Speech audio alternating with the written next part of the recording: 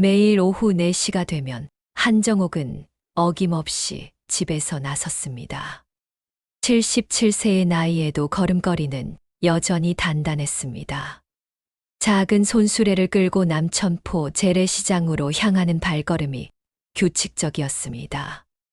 시장 입구에 들어서자 익숙한 냄새들이 코끝을 스쳤습니다.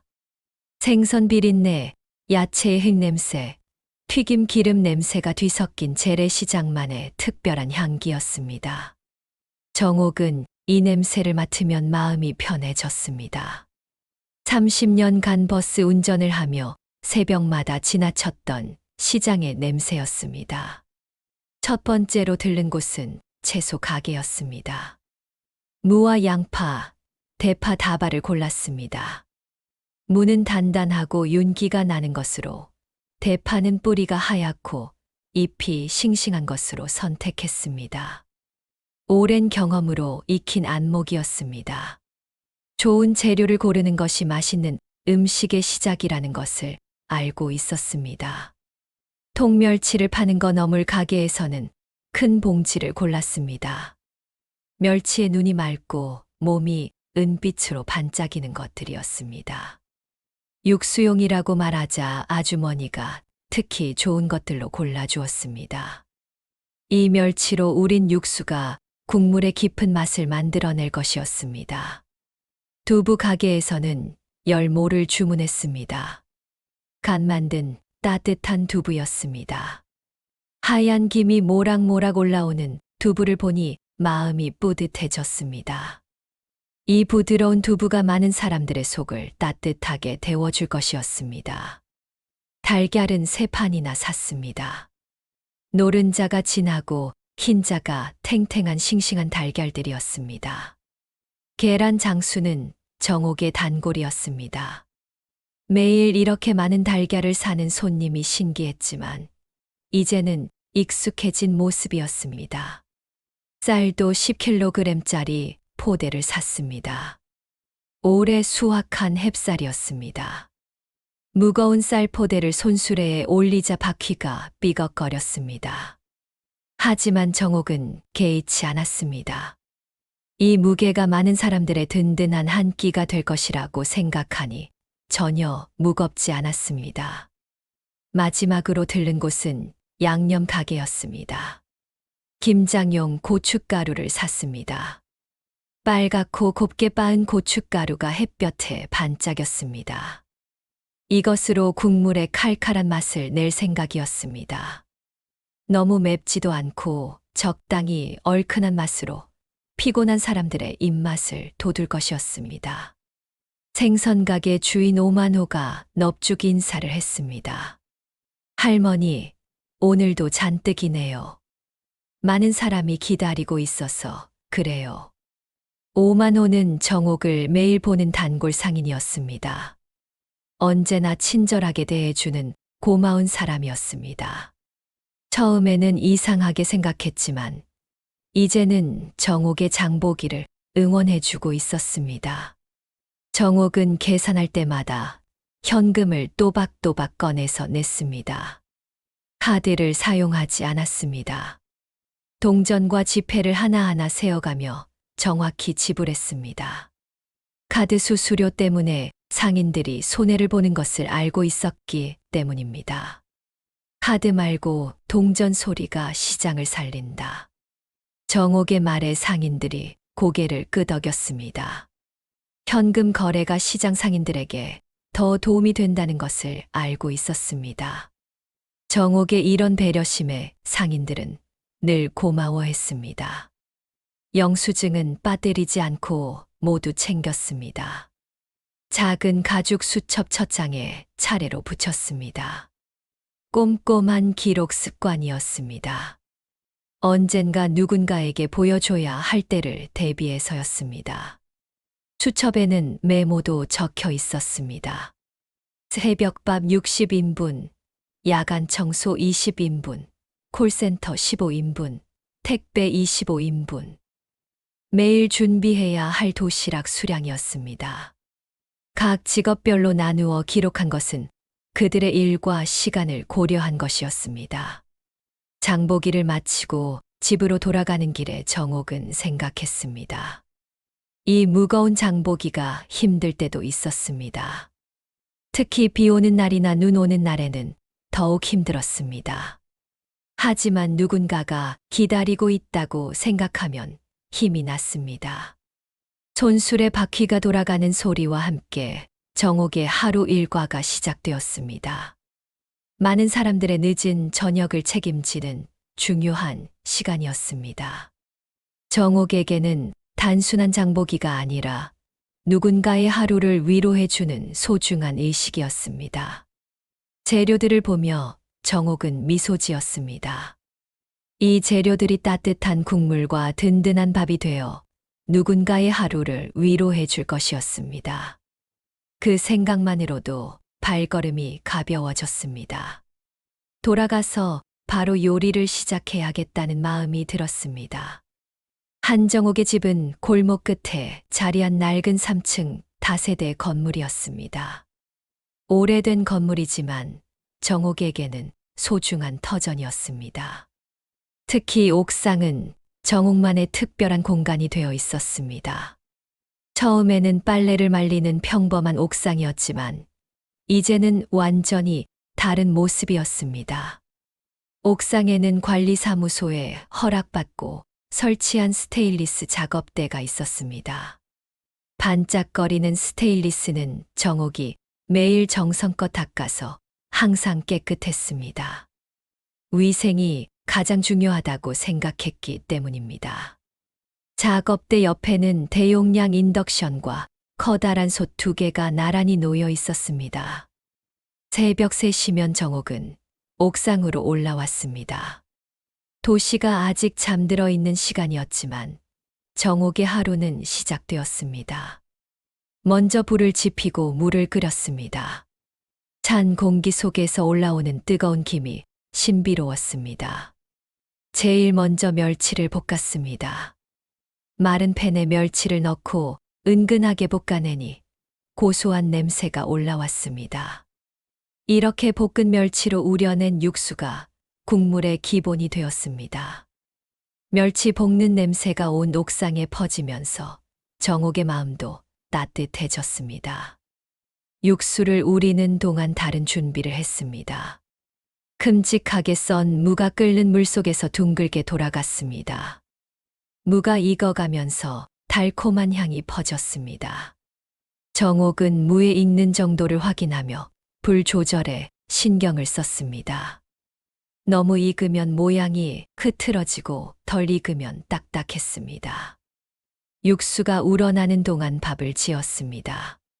커다란 솥에 쌀을 안치고 적당한 물을 부었습니다. 수십 년간 해온 경험으로 물의 양을 정확히 맞출 수 있었습니다. 물의 양에 따라 밥의 질이 달라진다는 것을 잘 알고 있었습니다. 도시락 포장도 정성스럽게 준비했습니다. 동네 대학생 도하린이 그려준 라벨을 하나하나 붙였습니다. 라벨에는 예쁜 그림과 함께 메뉴가 적혀 있었습니다.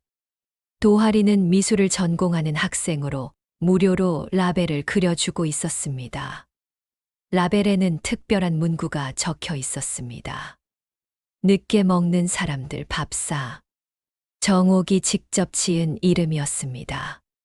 밤늦게 일하는 사람들을 위한 따뜻한 한 끼라는 의미였습니다. 이 문구를 볼 때마다 정옥은 자신이 하는 일에 대한 자부심을 느꼈습니다. 알레르기 표기도 꼼꼼히 했습니다. 달걀, 콩, 멸치 등 알레르기를 일으킬 수 있는 재료들을 빠뜨리지 않고 표시했습니다. 먹는 사람의 안전을 최우선으로 생각했습니다. 작은 글씨로라도 반드시 표기했습니다. 요리하는 동안 바람이 국물 냄새를 실어 골목 전체로 퍼뜨렸습니다. 구수한 멸치 육수 냄새와 은은한 무 냄새가 어우러졌습니다. 골목 주민들은 이 냄새를 맡으면 정옥이 요리를 시작했다는 것을 알 수 있었습니다. 어떤 주민들은 이 냄새로 시간을 가늠하기도 했습니다. 옥상에서 바라보는 새벽 도시의 모습도 특별했습니다. 아직 해가 뜨기 전인 새벽 시간, 도시는 조용했지만 곳곳에서 불빛이 깜빡였습니다. 밤새 일하는 사람들의 불빛이었습니다. 병원의 불빛, 편의점의 간판, 청소 차량의 헤드라이트가 어둠 속에서 반짝였습니다. 정옥은 그 불빛들을 바라보며 요리했습니다. 저 불빛 아래에서 누군가는 밤새 청소를 하고, 누군가는 콜센터에서 전화를 받고, 누군가는 택배를 배송하고 있을 것이었습니다. 그들을 위해 따뜻한 한 끼를 준비하는 것이 정옥의 사명이었습니다. 국물이 충분히 우러나면 간을 맞췄습니다. 소금과 국간장으로 깔끔하게 간을 했습니다. 너무 짜지도 싱겁지도 않게 피곤한 사람들이 먹기에 딱 좋은 간이었습니다. 간을 맞추는 것은 경험과 감이 필요한 일이었습니다. 밥도 고슬고슬하게 잘 지어졌습니다. 윤기가 자르르 흐르는 하얀 쌀밥이었습니다. 뜨거운 밥에 뜨거운 국물, 이것만으로도 충분히 따뜻한 한 끼가 되었습니다. 정옥은 밥을 보며 뿌듯함을 느꼈습니다. 도시락을 하나하나 포장하면서 정옥은 마음을 담았습니다. 받아서 먹을 사람의 얼굴을 떠올리며 정성스럽게 담았습니다. 밥을 정갈하게 담고 국물을 적당히 부어 주었습니다. 너무 많이 부으면 흘러넘치고 적게 부으면 부족했습니다. 옥상 요리가 끝나갈 무렵이면 해가 떠올랐습니다. 새벽의 차가운 공기가 따뜻한 요리 김과 만나며 신비로운 풍경을 만들어냈습니다. 정옥은 이 순간을 가장 좋아했습니다. 하루의 시작을 알리는 소중한 시간이었습니다. 한정옥은 30년 동안 시내버스 운전사로 일했습니다. 그 긴 세월 동안 수많은 사람들을 태우고 목적지까지 안전하게 데려다 주었습니다. 특히 밤차를 주로 몰았던 정옥은 도시의 뒤편을 누구보다 잘 알고 있었습니다. 새벽까지 일하는 사람들의 삶을 가장 가까이에서 지켜본 사람이었습니다. 밤차 운전은 쉬운 일이 아니었습니다. 어둠 속에서 졸음을 참아가며 운전대를 잡아야 했습니다. 깜깜한 도로 위에서 헤드라이트만 의지하며 달려야 했습니다. 하지만 정옥은 이 일을 천직이라고 생각했습니다. 밤늦게 집으로 돌아가는 사람들에게 꼭 필요한 일이었기 때문입니다. 버스 안에서 정옥은 많은 사람들을 만났습니다.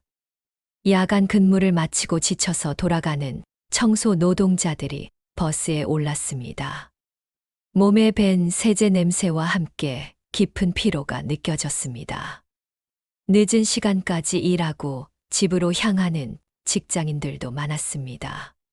정장 차림이지만 어깨가 축 늘어진 모습이었습니다. 밤새 일한 택배 기사들도 자주 버스를 이용했습니다. 무거운 상자들을 하루 종일 나르느라 허리가 휘어진 모습이었습니다. 병원에서 밤 근무를 마친 간병인들도 버스에 올랐습니다. 환자를 돌보느라 밤새 못 잔 얼굴이 역력했습니다. 이들의 표정에는 공통점이 있었습니다. 깊은 피로였습니다. 하루 종일 고된 일을 하고 나서 나타나는 그런 피로였습니다. 정옥은 백미러를 통해 이런 모습들을 지켜봤습니다. 마음이 아팠습니다. 이들도 누군가의 가족이고 소중한 사람들이었습니다. 어떤 날은 새벽 5시까지 일하고 버스에 오르는 청소 아줌마들을 태웠습니다. 빌딩 청소를 마친 그들은 온몸이 세제 냄새였습니다.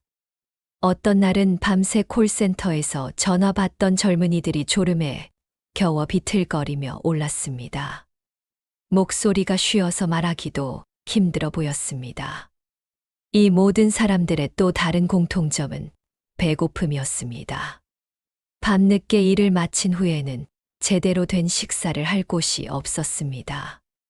편의점 도시락이나 라면으로 대충 낀 일을 때우는 경우가 대부분이었습니다. 뜨거운 집밥이 그리울 수밖에 없었습니다. 정옥은 이런 모습을 보며 마음이 무거워졌습니다. 열심히 일하는 사람들이 제대로 된 한 끼 식사조차 못하고 있다는 현실이 안타까웠습니다. 모두가 잠든 시간에 도시를 지키는 사람들이었는데 누구도 그들을 챙겨주지 않았습니다.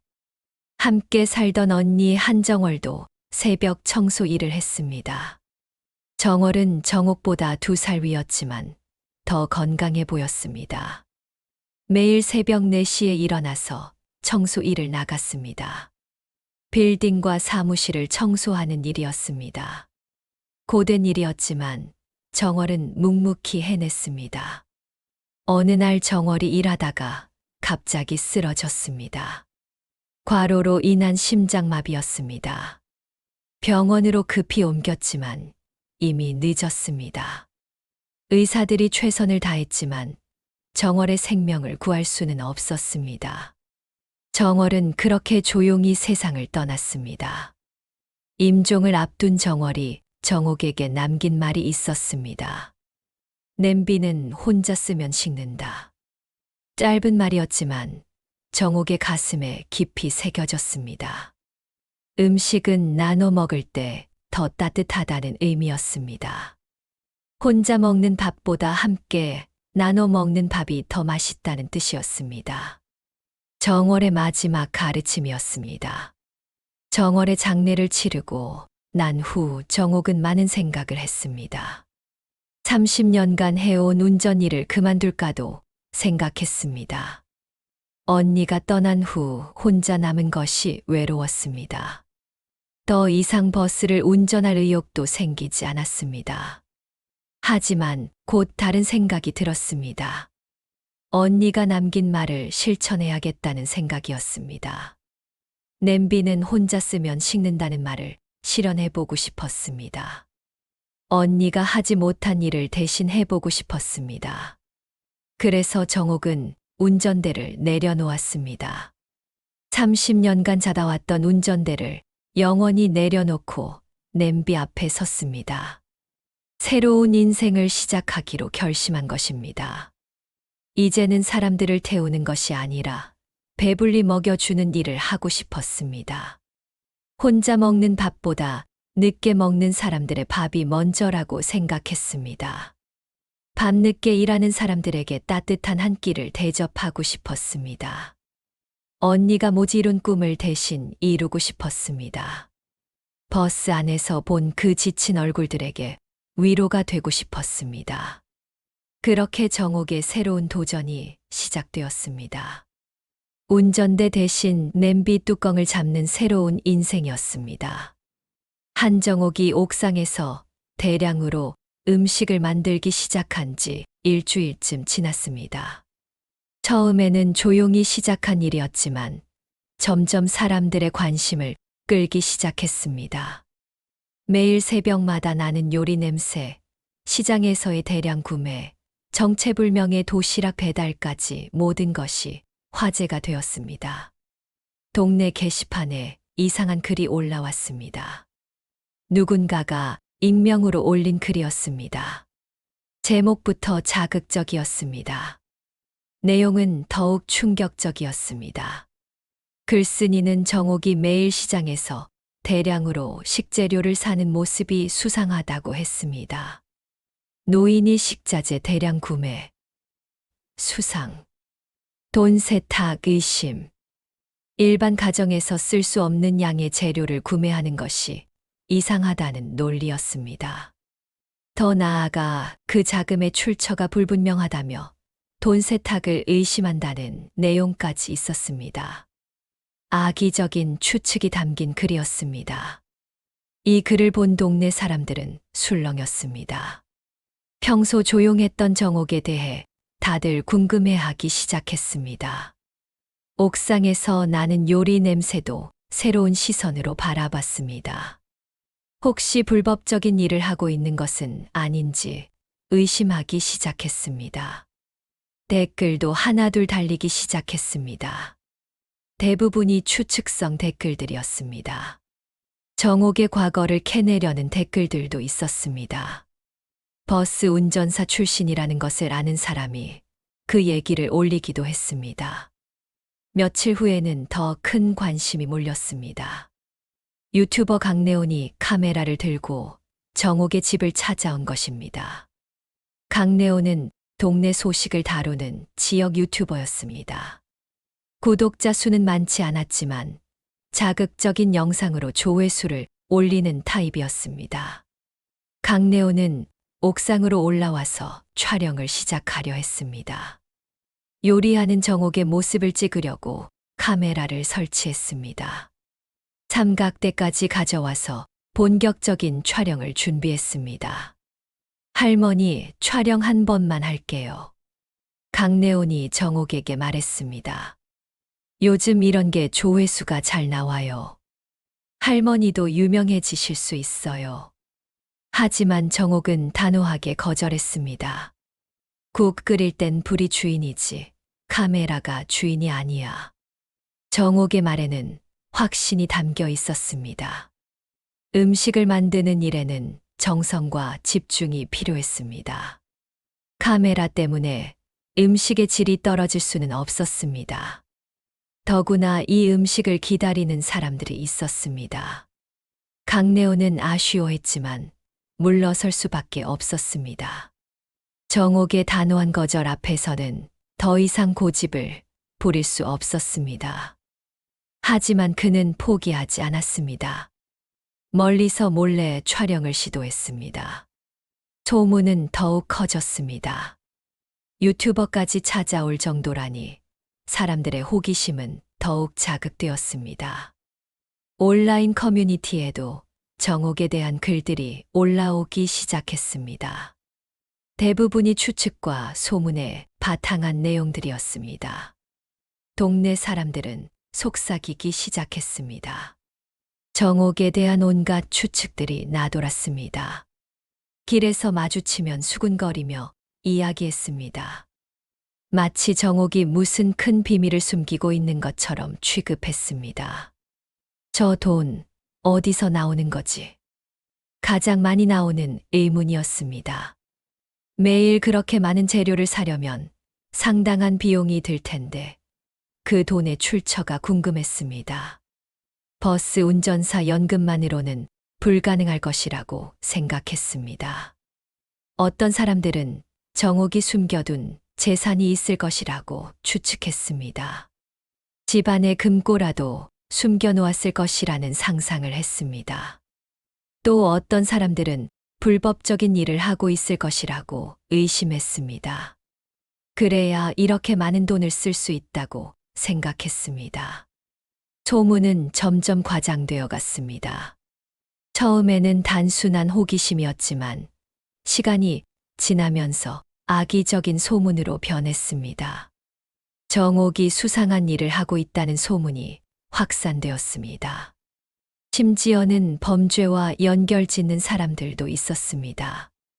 이런 소문들이 정옥의 귀에도 들어왔습니다. 시장에서 장을 볼 때 상인들의 시선이 예전과 달라진 것을 느꼈습니다. 호기심 어린 시선이 아니라 의심의 눈초리였습니다. 어떤 상인들은 대놓고 물어보기도 했습니다. 하지만 정옥은 흔들리지 않았습니다. 자신이 하는 일이 옳다는 확신이 있었습니다. 밤늦게 일하는 사람들에게 따뜻한 한 끼를 대접하는 일이 잘못될 리 없었습니다. 언니가 남긴 말을 실천하는 숭고한 일이라고 믿었습니다. 오히려 정옥은 더 열심히 요리에 매진했습니다. 소문이 무성할수록 더 좋은 음식을 만들어야 한다고 생각했습니다. 언젠가는 진실이 밝혀질 것이라고 믿었습니다. 그때까지는 묵묵히 자신의 길을 가겠다고 다짐했습니다. 게시판의 글들도 계속 올라왔습니다. 의혹을 제기하는 글들이 대부분이었습니다. 하지만 정옥을 옹호하는 글들도 조금씩 나타났습니다. 시장 상인 중 몇 명이 정옥의 인품을 증언하는 글을 올렸습니다. 하지만 여전히 의심의 목소리가 더 컸습니다. 소문이 커지면서 결국 공권력의 관심도 끌게 되었습니다. 파출소의 문채린 순경이 정옥을 찾아온 것입니다. 젊은 여경이었지만 경력이 제법 되는 베테랑이었습니다. 동네 순찰을 담당하면서 주민들의 신뢰를 받고 있었습니다. 문채리는 옥상으로 올라와서 정옥의 요리 모습을 지켜봤습니다. 대량의 음식을 만드는 모습, 정성스럽게 포장하는 모습을 꼼꼼히 살펴봤습니다. 혹시 불법적인 행위가 있는지 확인하기 위해서였습니다. 정옥은 문채린의 방문을 예상하고 있었습니다. 이런 소문이 나면 당연히 경찰이 확인하러 올 것이라고 생각했습니다. 오히려 반가웠습니다. 이번 기회에 오해를 풀 수 있을 것 같았습니다. 한참을 지켜본 후 문채린이 옥상 난간에 기대어 말했습니다. 어르신, 혹시 판매나 대가 같은 거 받으십니까? 공식적인 질문이었습니다. 무허가 음식 판매를 하고 있는지 확인하는 것이었습니다. 만약 판매를 한다면 관련 허가를 받아야 했습니다. 그렇지 않으면 불법 영업이 될 수 있었습니다. 정옥은 문채린의 질문을 예상하고 있었습니다. 미리 준비해둔 수첩을 건네줬습니다. 작은 가죽 수첩이었지만 내용은 상세했습니다. 모든 활동이 꼼꼼히 기록되어 있었습니다. 수첩에는 날짜별로 모든 기록이 적혀 있었습니다. 재료 구입 내역부터 시작해서 요리한 분량, 배달한 곳, 회수한 도시락 통 수량까지 학적부처럼 또박또박 정리되어 있었습니다. 정옥의 꼼꼼한 성격이 드러나는 기록이었습니다. 문채리는 수첩을 꼼꼼히 살펴봤습니다. 정확하고 체계적인 기록에 감탄했습니다. 이 정도로 기록을 남기는 사람이 불법적인 일을 할 리 없다고 생각했습니다. 오히려 매우 성실하고 책임감 있는 사람이라는 인상을 받았습니다. 받는 건 빈 통뿐이요. 정옥이 차분하게 설명했습니다. 깨끗이 씻어 돌려주면 더 좋고, 무료로 음식을 나누어 주는 일이라는 것이 명확해졌습니다. 어떤 대가도 받지 않는 순수한 나눔이었습니다. 도시락 통도 재활용하기 위해 회수하는 것이었습니다. 문채리는 고개를 끄덕였습니다. 법적으로 문제될 것이 없다는 판단이었습니다. 오히려 훌륭한 자원봉사 활동이라고 생각했습니다. 이런 일을 하는 정옥을 존경스럽게 여겼습니다. 하지만 다른 문제들이 남아 있었습니다. 며칠 후 관리사무소에서 공지가 나왔습니다. 여러 민원이 들어왔다는 내용이었습니다. 재개발 철거 고지와 악취 민원 때문이었습니다. 재개발 계획에 따르면 정옥이 사는 건물도 철거 대상이었습니다. 정확한 철거 시기는 정해지지 않았지만 언젠가는 이곳을 떠나야 했습니다. 새로운 아파트가 들어설 예정이었습니다. 악취 민원도 심각한 문제였습니다.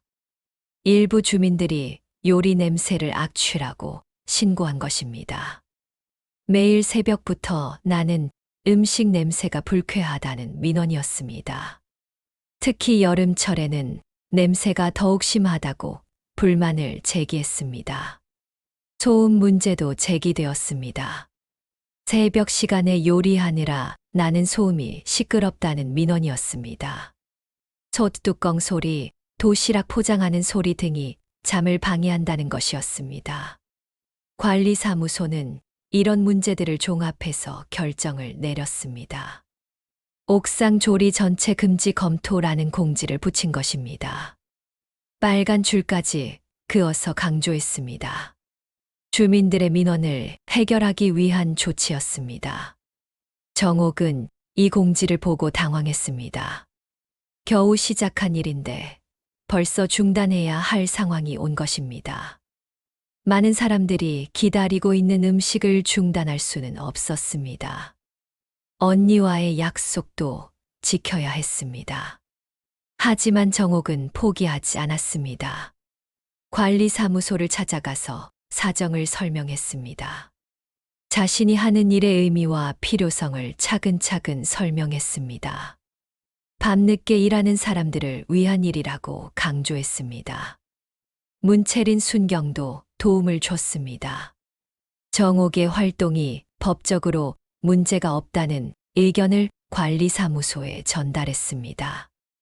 오히려 지역사회에 도움이 되는 일이라고 강조했습니다. 경찰의 의견이 상당한 영향을 미쳤습니다. 여러 논의 끝에 조건부 허용이 결정되었습니다. 몇 가지 안전 조치와 기록 의무를 이행하면 계속할 수 있다는 것이었습니다. 소화기 설치, 전기 점검, 분리수거, 이행, 활동, 기록 공개 등의 조건이었습니다. 정옥은 안도의 한숨을 쉬었습니다. 위기를 넘긴 것입니다.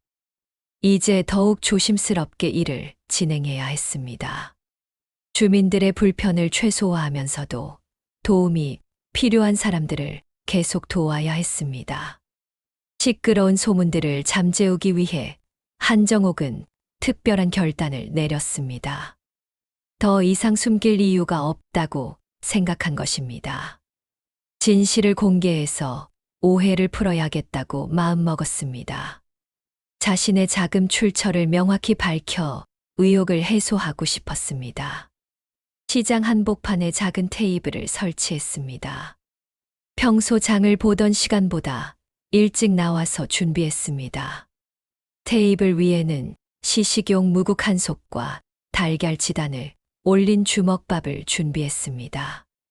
자신이 만드는 음식을 직접 보여주고 싶었습니다.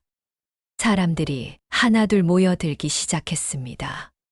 평소보다 이른 시간이었지만 소문을 들은 사람들이 궁금해서 나온 것 같았습니다. 정옥은 조용히 숟가락을 나누어 주며 시식을 권했습니다. 맛 한번 보세요. 무국 한 국자씩 떠서 나누어 줬습니다. 사람들이 조심스럽게 맛을 보기 시작했습니다. 구수하고 깔끔한 맛에 모두들 고개를 끄덕였습니다. 생각보다 맛있다는 반응이었습니다. 주먹밥도 나누어 줬습니다. 달걀 지단이 고명으로 올려진 정갈한 주먹밥이었습니다. 밥알이 윤기가 나고 간도 적당했습니다. 사람들은 맛을 보며 정옥의 요리 실력에 감탄했습니다. 모두가 숟가락을 들고 있을 때 정옥이 조용히 봉투를 꺼냈습니다. 낡은 봉투였지만 소중하게 보관해온 것 같았습니다. 사람들의 시선이 봉투로 집중되었습니다. 드디어 비밀이 공개되는 순간이었습니다. 봉투 안에는 발행 복권과 은행 거래 내역서가 들어 있었습니다. 로또 복권이었습니다. 당첨 번호와 함께 당첨 금액이 적혀 있었습니다. 사람들이 숨을 죽이고 지켜봤습니다. 언니 기일 전날 버스 차고지 맞은편 편의점에서 로또 1등에 당첨됐소. 정옥의 목소리는 담담했습니다. 자랑하는 것도 아니고 감추는 것도 아닌 평온한 톤이었습니다. 세금 떼고 남은 돈을 신탁으로 묶어 매달 식재값만 꺼내 쓰네.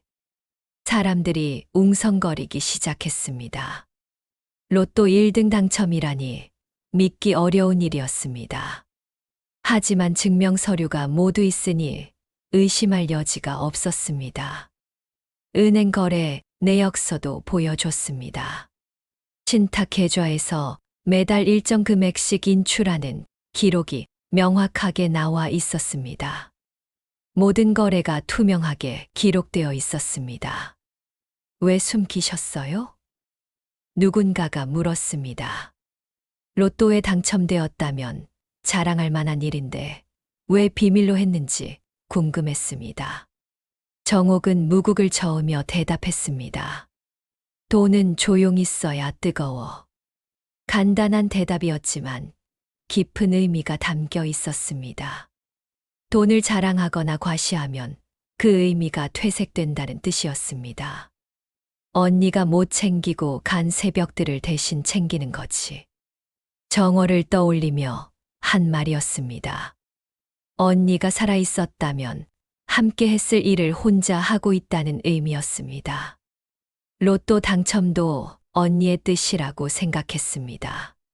사람들은 정옥의 말을 듣고 감동했습니다. 거액의 당첨금을 혼자 쓰지 않고 어려운 사람들과 나누고 있다는 사실에 놀랐습니다. 더욱 놀라운 것은 아무런 대가 없이 순수한 마음으로 하고 있다는 점이었습니다. 그제서야 사람들은 정옥에 대한 오해를 풀었습니다. 수상한 일을 하는 것이 아니라 선한 일을 하고 있었던 것입니다. 그동안 의심의 눈초리로 바라본 것이 미안해졌습니다. 시장 상인들도 정옥을 새롭게 바라보기 시작했습니다. 매일 대량으로 식재료를 사는 이유를 이제야 알게 되었습니다.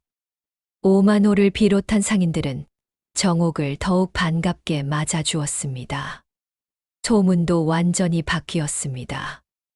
의심과 추측 대신 감탄과 존경의 목소리가 나오기 시작했습니다. 로또에 당첨되어도 이렇게 쓸 수 있는 사람이 몇이나 될까 하는 감탄이었습니다. 게시판의 글들도 달라졌습니다. 정옥을 비난하던 글들은 사라지고 응원하는 글들이 올라오기 시작했습니다. 동네 사람들이 정옥의 선한 뜻을 이해하게 되었습니다. 정옥은 시식 자리를 정리하며 뿌듯함을 느꼈습니다. 진실을 밝혀서 오해를 푼 것도 좋았지만 더 중요한 것은 사람들이 자신의 뜻을 이해해 준다는 점이었습니다. 이제 더욱 당당하게 일할 수 있을 것 같았습니다. 장마가 시작되면서 예상치 못한 문제가 발생했습니다. 연일 내리는 비 때문에 옥상의 전기 시설에 문제가 생긴 것입니다. 누전 차단기가 계속 떨어져서 전기가 공급되지 않았습니다. 인덕션도 작동하지 않고 냉장고도 멈춰버렸습니다. 정옥은 당황했습니다. 오늘도 많은 사람들이 도시락을 기다리고 있었습니다. 전기 없이는 요리를 할 수 없었습니다. 냉장고가 멈춰서 두부와 달걀도 상할 위험이 있었습니다. 어떻게 해야 할지 막막했습니다.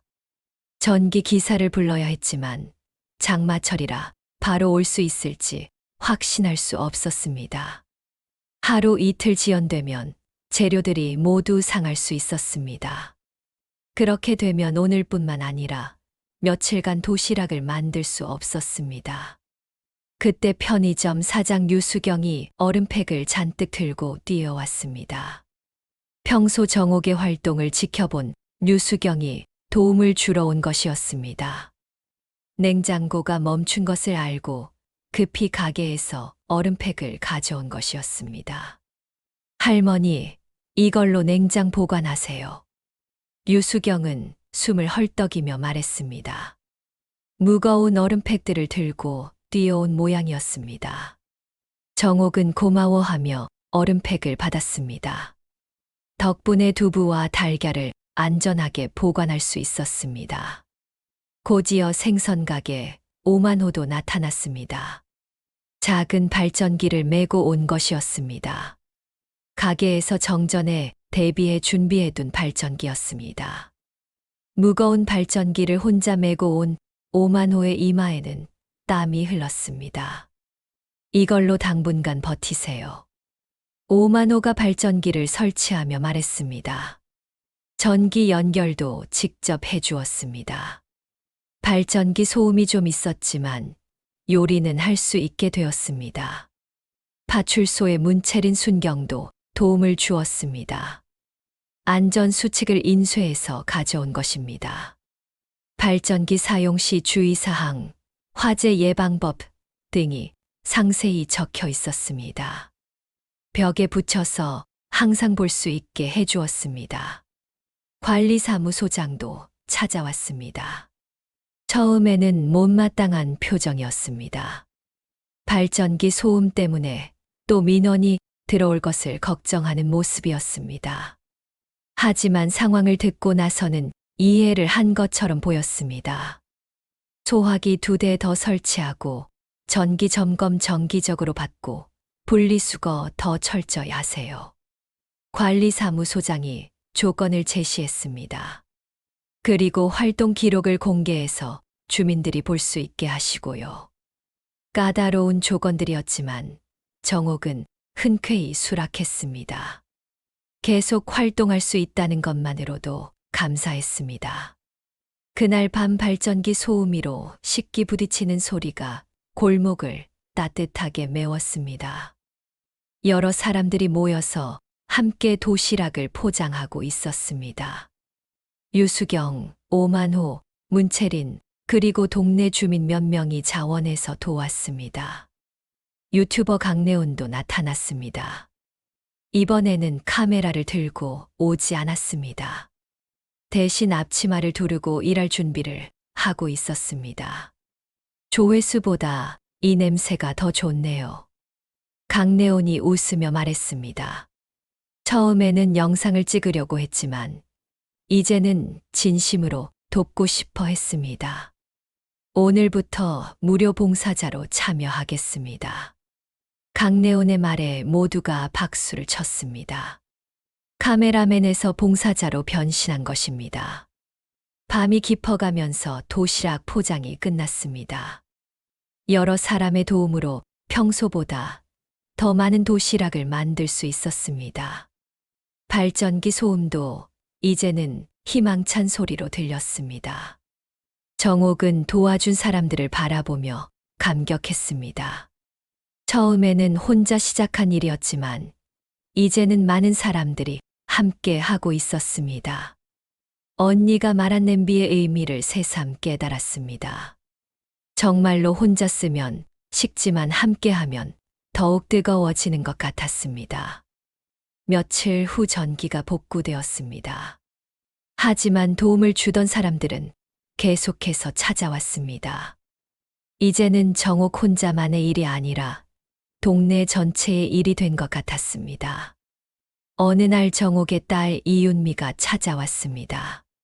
서울에서 직장 생활을 하는 윤미는 평소에 자주 오지 못했습니다. 이번에는 어머니의 소식을 들고 급히 내려온 것 같았습니다. 표정이 심각했습니다. 로또 당첨 소식과 함께 어머니가 하고 있는 일에 대해 뒤늦게 알게 된 것이었습니다. 윤미는 옥상의 모습을 보고 놀랐습니다. 어머니가 이렇게 큰 규모로 음식을 만들고 있는 줄은 몰랐습니다. 대량의 조리기구들, 체계적으로 정리된 포장 도구들, 벽에 붙은 일정표와 기록부까지 모든 것이 전문적으로 갖춰져 있었습니다. 엄마, 이게 뭐예요? 윤미가 주변을 둘러보며 물었습니다. 믿기 어려운 광경이었습니다.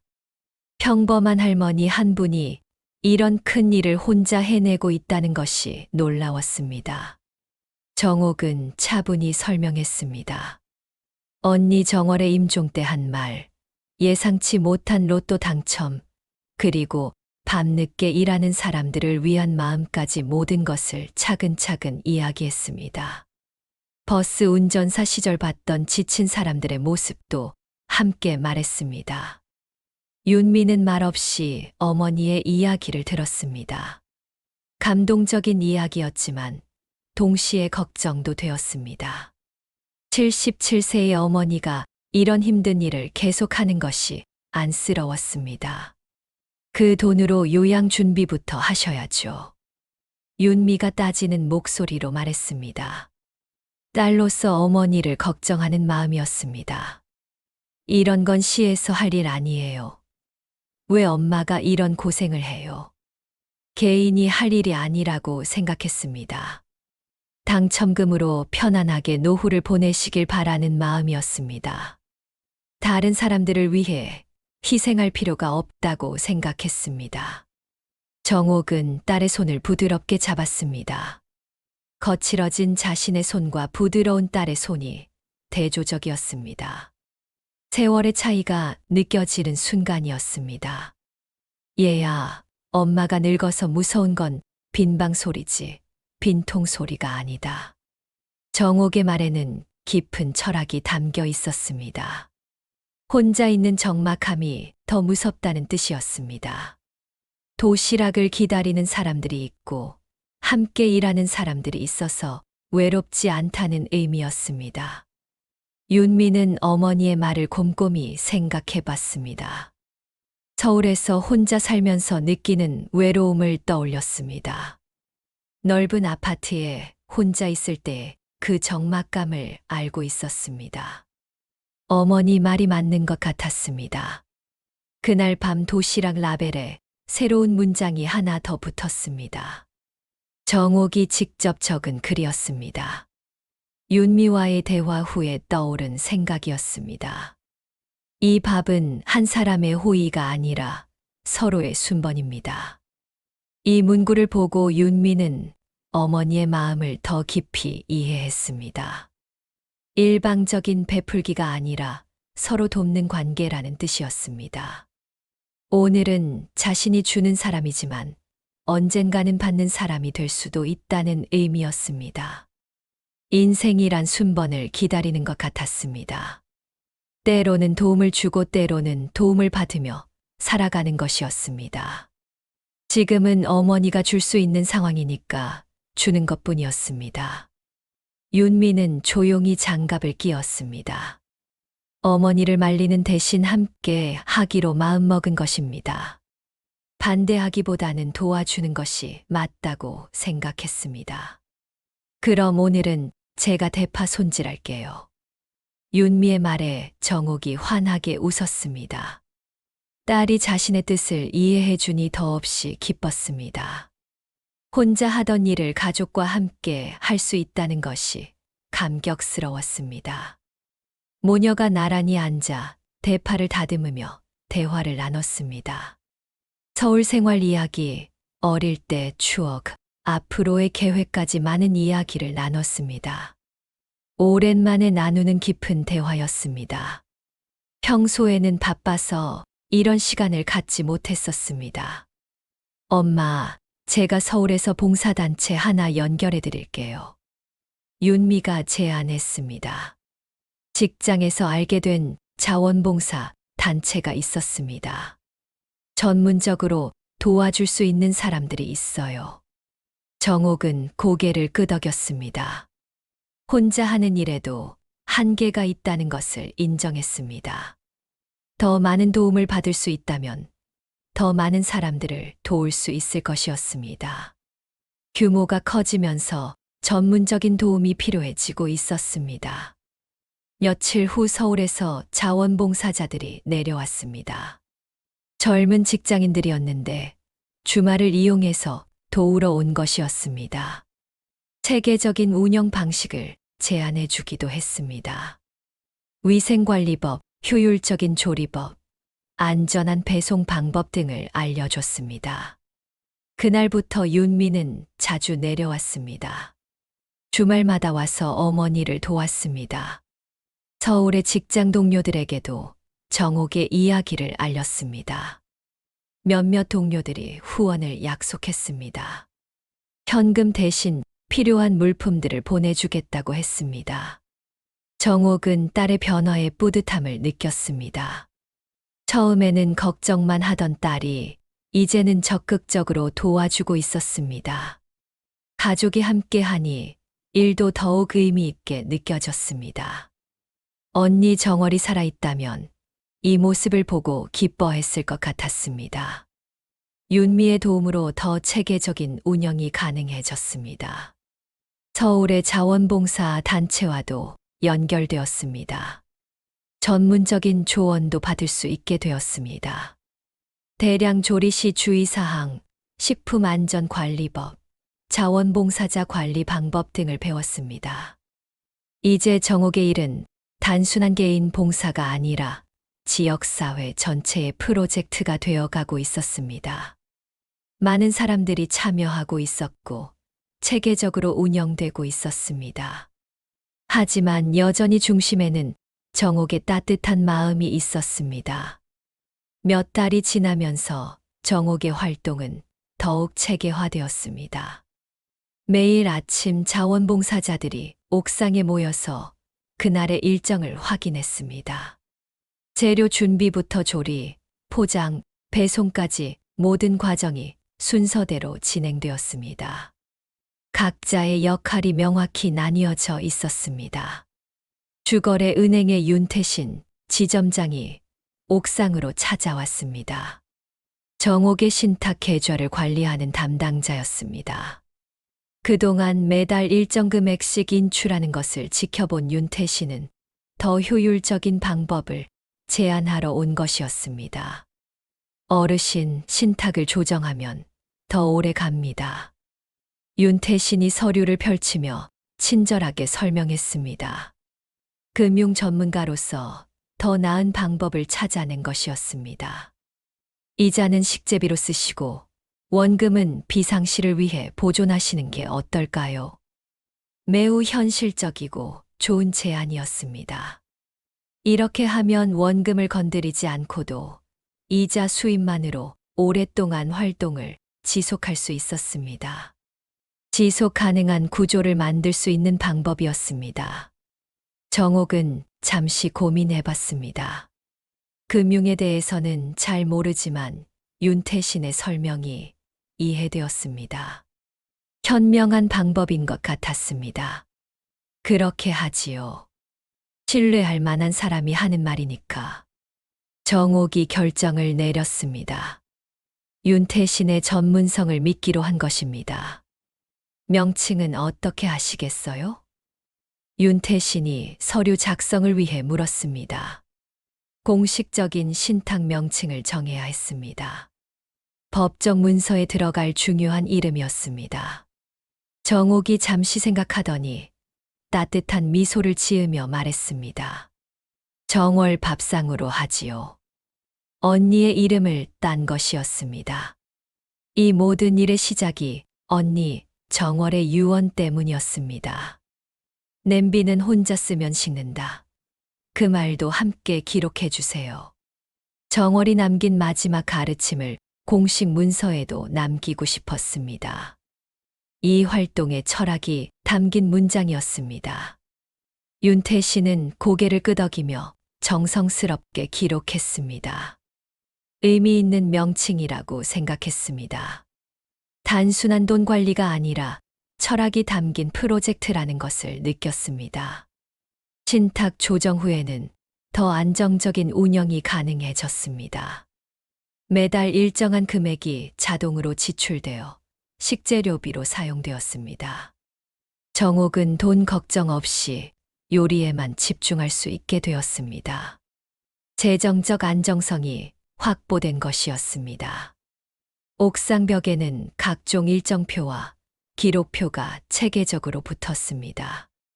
자원봉사 일정표에는 매일 참여하는 봉사자들의 이름과 담당 업무가 적혀 있었습니다. 재료 입고 및 소진표에는 매일의 재료 사용량이 정확히 기록되었습니다. 배달 동선도 효율적으로 계획되어 있었습니다. 같은 지역끼리 묶어서 배달하고 시간대별로 나누어서 배송했습니다. 받는 사람들의 근무 시간을 고려한 세심한 계획이었습니다. 배달 대상도 점점 확대되었습니다. 처음에는 야간 청소 노동자와 택배 기사들이 주요 대상이었습니다. 이제는 야간 병동보호자들도 포함되었습니다. 환자를 돌보느라 제대로 식사를 못하는 가족들이었습니다. 콜센터 직원들도 새로운 대상이 되었습니다. 밤늦게 전화 상담을 하느라 식사 시간이 불규칙한 사람들이었습니다. 새벽 경비원들도 도시락을 받게 되었습니다. 밤새 건물을 지키느라 고생하는 분들이었습니다. 늦게 먹는 손들이 더해질 때마다 국물의 양도 늘었습니다.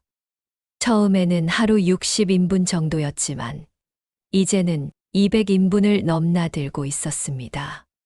더 큰 솥과 더 많은 조리 도구가 필요해졌습니다. 자원봉사자들도 각자의 전문 분야에서 역할을 맡게 되었습니다. 유수경은 재료 관리를 담당했습니다. 편의점 운영 경험으로 재고 관리에 능했습니다. 유통기한 관리, 보관 방법, 주물량 조절 등을 완벽하게 해냈습니다. 오만호는 조리를 담당했습니다. 생선 가게에서 익힌 요리 실력이 빛을 발했습니다. 멸치 볶기, 국물 우리기, 간 맞추기 등 핵심 조리 과정을 맡았습니다. 정옥과 함께 맛있는 음식을 만들어냈습니다. 강내호는 배송을 담당했습니다. 젊고 체력이 좋아서 무거운 도시락들을 나르는데 최적이었습니다. 배송 루트도 효율적으로 계획해서 시간을 단축시켰습니다. 받는 사람들과의 소통도 원활했습니다. 문채리는 안전 관리를 맡았습니다. 경찰 경험을 살려서 화재 예방, 위생 점검, 안전 수칙 교육 등을 담당했습니다. 사고 예방을 위한 체크리스트도 만들어서 활용했습니다. 도하리는 여전히 라벨 디자인을 담당했습니다. 이제는 더 다양한 디자인의 라벨을 만들어줬습니다. 계절에 맞는 그림, 따뜻한 위로의 메시지, 영양 정보 등이 들어간 예쁜 라벨들이었습니다. 새로운 봉사자들도 계속 합류했습니다. 입소문을 듣고 찾아오는 사람들이 많았습니다. 정옥의 이야기에 감동받아서 도움을 주고 싶어 하는 사람들이었습니다. 각자의 재능을 살려서 기여했습니다. 매주 정기회의도 열렸습니다. 한 주간의 활동을 점검하고 다음 주 계획을 세웠습니다. 개선할 점들을 논의하고 새로운 아이디어도 나누었습니다. 민주적이고 열린 운영이었습니다. 정옥은 이런 회의 시간이 좋았습니다. 혼자 결정하던 것을 여러 사람과 상의할 수 있게 되었습니다.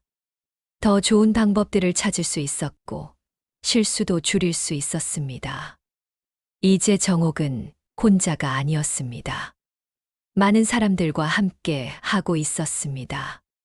언니 정월이 말한 냄비의 의미를 실현하고 있었습니다. 정말로 혼자 쓰면 식지만 여럿이 함께하면 더욱 뜨거워지고 있었습니다. 봄비가 그친 어느 오후 한정옥은 옥상 난간에 기대어 작은 수첩을 넘겨봤습니다. 시작한 지 1년이 넘는 시간 동안 쌓인 기록들이었습니다. 매일매일의 작은 기록들이 모여서 큰 이야기가 되어 있었습니다. 오늘도 빈 통들이 모두 깨끗하게 씻겨서 돌아왔습니다. 도시락을 받은 사람들이 정성스럽게 씻어서 반납해 준 것이었습니다. 이것만 봐도 얼마나 고마워하는지 알 수 있었습니다. 단순한 용기가 아니라 마음이 담긴 선물처럼 느껴졌습니다. 정옥은 라벨 모서리에 작은 글씨로 또 다른 메시지를 적었습니다. 언니 정월에게 하는 말이었습니다. 언니, 국물 가는 사람들이 저절로 맞춰요. 나는 불만 지켜도 되겠어. 이제는 많은 사람들이 함께 하고 있었습니다. 정옥이 혼자 모든 것을 책임질 필요가 없었습니다. 각자가 자기 역할을 충실히 해주고 있었습니다. 정옥은 그 중심에서 방향만 제시해주면 되었습니다. 해가 질 무렵 오늘의 도시락들이 골목을 건너 각자의 목적지로 향했습니다. 강내온과 다른 봉사자들이 나누어서 배송을 담당했습니다. 병원으로, 청소 현장으로, 택배 터미널로, 콜센터로 따뜻한 한 끼들이 전달되었습니다. 택배 상자들이 잠시 멈추었습니다. 기사들이 도시락을 받으며 고개를 숙여 인사했습니다. 하루 종일 무거운 짐을 나른 그들에게는 따뜻한 식사가 큰 위로가 되었습니다. 피곤했던 얼굴에 미소가 번졌습니다. 콜센터 창구 뒤의 의자들도 조용해졌습니다. 직원들이 교대 시간에 맞춰 도시락을 받았습니다. 밤새 전화를 받느라 지친 목소리들이 따뜻한 국물을 마시며 생기를 되찾았습니다. 병원 복도에서는 더욱 특별한 의미가 있었습니다. 환자를 돌보느라 밤새 못 잔 가족들이 도시락을 받았습니다. 걱정과 피로로 지친 마음에 작은 위안이 되었습니다. 살겠다는 희망의 날숨이 새어나오는 것 같았습니다. 문채린 순경이 마지막 통을 들고 옥상으로 올라왔습니다. 순찰을 마치고 돌아오는 길이었습니다. 얼굴에는 만족스러운 미소가 떠 있었습니다. 어르신, 신고 접수가 바뀌었어요. 문채린이 좋은 소식을 전했습니다. 이제는 보호 신고로 분류됩니다. 지역사회 보호 활동이라는 뜻이에요. 처음에는 민원의 대상이었던 것이 이제는 보호받아야 할 가치 있는 활동으로 인정받게 된 것이었습니다. 공식적으로 인정받은 셈이었습니다. 정옥은 묵국을 작은 종이컵에 따라 마셨습니다. 하루의 마무리 의식 같은 것이었습니다. 국물을 마시며 오늘 하루를 되돌아봤습니다. 싱겁지 않네. 국물 맛을 보며 중얼거렸습니다. 간이 적당했습니다. 많은 사람들의 손길이 닿으며 만들어진 맛이었습니다. 혼자 만든 것보다 더 깊은 맛이 났습니다. 그리고 혼잣말처럼 덧붙였습니다. 돈은 불을 붙였고 사람들이 그 불을 번갈아 지켰다. 로또 당첨금이 시작의 계기가 되었지만 정작 이 일을 지속시킨 것은 사람들의 마음이었습니다. 돈만으로는 할 수 없는 일이었습니다. 사람들의 정성과 마음이 더해져야 가능한 일이었습니다. 내가 내려가도 이 맛이 남으면 됐지. 정옥은 자신이 영원히 할 수 있는 일이 아니라는 것을 알고 있었습니다. 언젠가는 나이가 들어서 손을 놓아야 할 때가 올 것이었습니다. 하지만 이제는 걱정되지 않았습니다. 이미 많은 사람들이 이 일의 의미를 이해하고 있었습니다. 시스템도 갖춰져 있었고 재정적 기반도 안정되었습니다. 정옥이 없어도 계속될 수 있는 구조가 만들어진 것이었습니다. 윤미도 서울에서 관련 단체들과 네트워크를 만들어가고 있었습니다. 더 많은 지역으로 확산될 가능성도 보였습니다. 정월 밥상이 전국적인 운동이 될 수도 있었습니다. 정옥은 수첩을 덮으며 마지막 페이지에 한 줄을 더 적었습니다. 냄비는 혼자 쓰면 식는다. 하지만 함께 쓰면 영원히 뜨겁다. 언니 정월의 말에 자신의 경험을 더한 것이었습니다. 1년 넘게 해보니 확실히 알 수 있었습니다. 혼자서는 불가능했을 일들이 함께 하니까 가능해졌습니다. 밤하늘의 별들이 하나둘 나타나기 시작했습니다. 도시의 불빛 때문에 잘 보이지 않았지만 분명히 있었습니다. 정옥의 마음도 그 별들처럼 반짝이고 있었습니다. 내일도 새벽 3시에 일어나서 불을 지피고 국을 끓일 것입니다. 하지만 이제는 혼자가 아닙니다. 많은 사람들이 함께 할 것입니다. 그들과 함께 만드는 국물은 절대 식지 않을 것이었습니다. 정옥은 옥상을 정리하며 내일을 준비했습니다.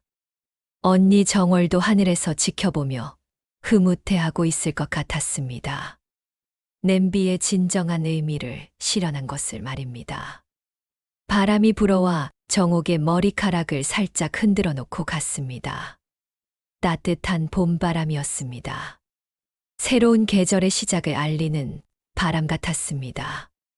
정월 밥상의 새로운 시작을 축복하는 바람 같았습니다. 이야기가 끝이 났습니다. 무료로 할 수 있는 구독과 좋아요, 알림 설정 부탁드립니다. 몽실 이야기를 찾아주신 모든 분들께 기쁨과 행복이 가득하시길 바랍니다. 시청해 주셔서 감사합니다.